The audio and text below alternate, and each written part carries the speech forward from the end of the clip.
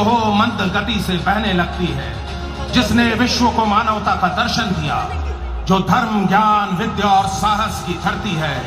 मैं वही भूमि हूँ। वेदों पुराणों ने मेरी गाथा गाई है।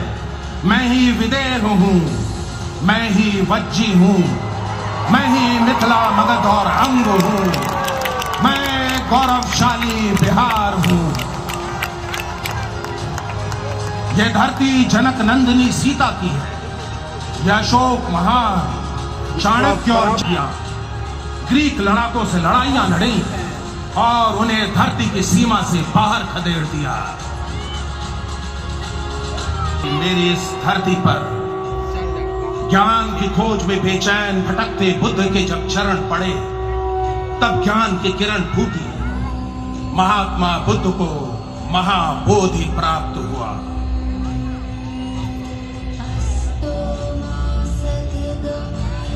गया और राजगीर की पहाड़ियों में घूम घूम कर बुद्ध ने धर्म का उपदेश दिया और बिहार के जनपद से निकला सत्य, अहिंसा, मानवता का मंत्र पूरी दुनिया में छा गया और गूंज उठा बुद्धम शरणम गच्छामि। सिर्फ महात्मा बुद्ध ही नहीं, जैन धर्म के 24वें तीर्थंकर महावीर भी मेरी ही धरती वैशाली पर जन्मे थे और यहाँ पाटलिपुत्र की इसी धरती पर पैदा हुए थे सिखों के 10वें गुरु गुरु गोविंद सिंह।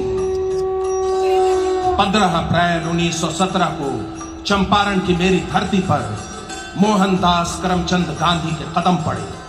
अंग्रेजी दमन और नील की खेती पर मजबूर किसानों की भूख मरी और बदहाली देख गांधी जी हिल उठे और अंग्रेजी अत्याचार के खिलाफ संघर्ष का शंखनाद कर दिया। संघर्ष का हथियार था सत्य और अहिंसा। चंपारण की धरती पर किया गया सत्य अहिंसा का पहला प्रयोग। यह धरती संग्राम और संघर्ष की प्रतीक बन गई। चंपारण की धरती ने मोहनदास को महात्मा बनाया और संघर्ष के रास्ते पर चल बिहार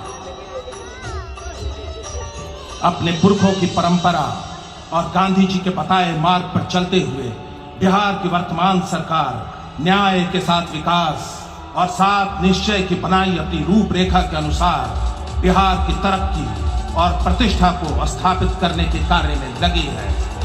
बिहार के सभी जिलों में सड़कों और पुलों का जाल बिछाकर सड़कों के आवागमन को सुरक्षित और सुगम किया जा रहा है। सुदूर के क्षेत्र राजधानी से 5 घंटे में जुड़ गए हैं। ये लक्ष्य भी निर्धारित हुआ है। पुलों और फ्लाईओवरों के निर्माण से कटे क्षेत्रों को ही बल्कि उपभोक्ता को मिलने वाली सुविधाओं में भी बढ़ोतरी हुई है और हरियाली की अपनी दूरदर्शी योजना का संचालन कर टिकाऊ भविष्य की दिशा में प्रतिबद्ध कदम बढ़ाया है। इस योजना के तहत जल के संरक्षण, संचयन, जल की उपलब्धता, जल स्रोतों को पुनर्जीवित करने, उन्हें आपस में जोड़ने का कार्य किया जा रहा है। सिंचाई के वैकल्पिक और वैज्ञानिक तरीकों के साथ साथ वृक्षारोपण को भी बढ़ावा देकर आने वाले भविष्य की बेहतरी जरी के जनक सुश्रुत की धरती है। उन्हीं के बताए मार्ग पर चलते हुए बिहार की वर्तमान सरकार ने अपने लोगों के जीवन को निरोग और स्वस्थ बनाने के लिए आधुनिक चिकित्सा के लिए बाहर न जाना पड़े, इसका प्रयास भी किया जा रहा है। आधुनिक चिकित्सा प्रणाली स्थापित कर स्वास्थ्य सेवाओं की बुनियादी जरूरत को पूरा किया जा रहा है। राज्य में स्वास्थ्य की जरूरत को देखते हुए 5 नए मेडिकल कॉलेज की स्थापना की दिशा में भी तीव्र गति से काम हो रहा है।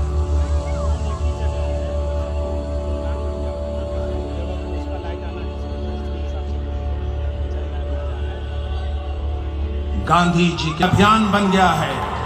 पारिवारिक हिंसा, सामाजिक अपराध में तो कमी आई ही है। परिवारों की आर्थिक स्थिति भी मजबूत हुई है और प्रतिदिन दमित होने वाले महिलाओं के सम्मान में इजाफा और उत्थान भी हुआ है। 4,500 साल पुराने गौरवशाली बिहार में जिस प्रगति, समता और न्याय के चक्र को अशोक महान ने अपने स्तंभों पर उकेरा था, वो फिर तेज गति से चल पड़ा है। ये चक्र भूतकाल के गौरवशाली इतिहास का चक्र है। ये चक्र है वर्तमान सरकार द्वारा निरंतर किए जा रहे कार्य और लोगों के जीवन के हर पहलू को बेहतर करने के उनके अथक प्रयास का हम तो बस एक झलक मात्र दिखला पा रहे हैं।